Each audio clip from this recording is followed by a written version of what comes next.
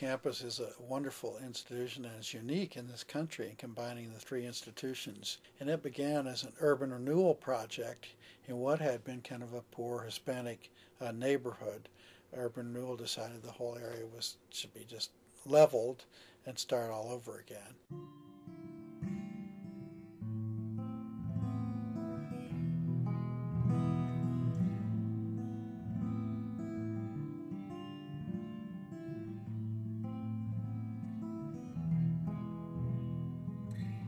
I'm an urban designer and an architect, and actually what happened in Auraria 40 years ago influenced me as to what direction I took in my career.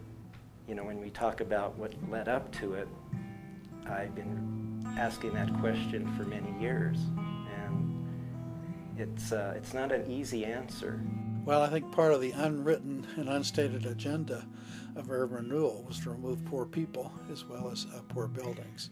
There was a different philosophy, a different belief as to what would make a healthy city. What was considered physical deterioration was translated as social deterioration. Auraria was the heartbeat. It was the life force for these people that lived in the area. People knew that if they came to Auraria, they could be with other Latinos, and they felt safe. There is something essentially Latino in the way they interacted with the neighbors. You have a community, a close, physically close community that has witnessed those basic life cycles of birth, baptism, weddings, and deaths. There are some intangibles, like a sense of belonging, a sense of place. It could not be easily translated in urban design models at that time.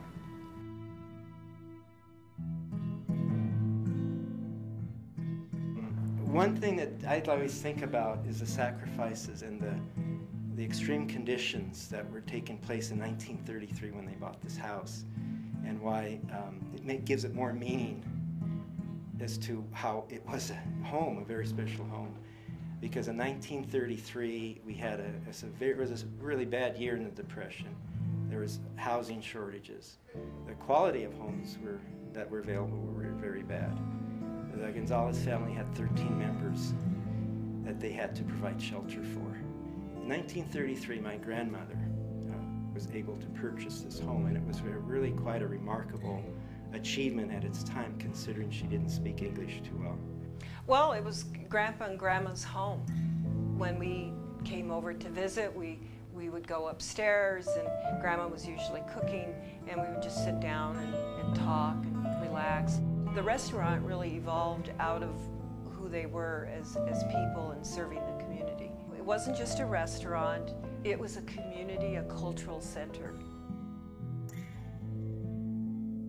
Once you went in there and had your first margarita, had your first chili relleno, saw these cute little kids doing the folkloric, Hispanic folklore dance. Once you heard the Spanish guitar, that bridged a huge chasm. If these walls could talk, they'd mention the hundreds or thousands of people that came through here.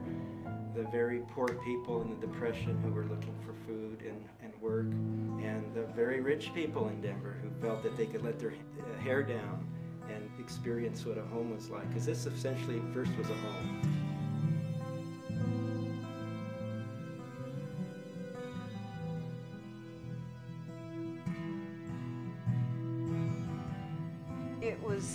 It was a very, very sad day because it meant that their lives were going to change forever. 95% of the residents, according to the 1972 poll, stated that those residents wanted to stay here. Dura's movement to relocate or develop their master plans were very abrupt to the community, and I think the scope was too large. There was no transition, I believe, time-wise. I believe things happened very fast. The Latino community in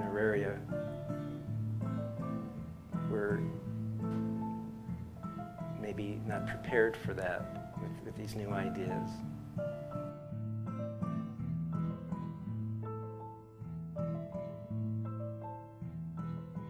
Me and my cousin are interested in moving forward with the events that happened 40 years ago and taking it into a positive direction, actually working with the college and the surrounding communities in making bridges to the past. I hope that our organization will be able to collaborate and that we will be able to work with the community, because I think there's a lot that can be done. And as we gain more information and learn more about the people and the individuals and the architecture, we will find ways to benefit the students. Something unique to this college, to this campus, is that it was overlaid in the neighborhood, and part of that opportunity is to embrace it and to find ways to learn from it. It's a laboratory for learning.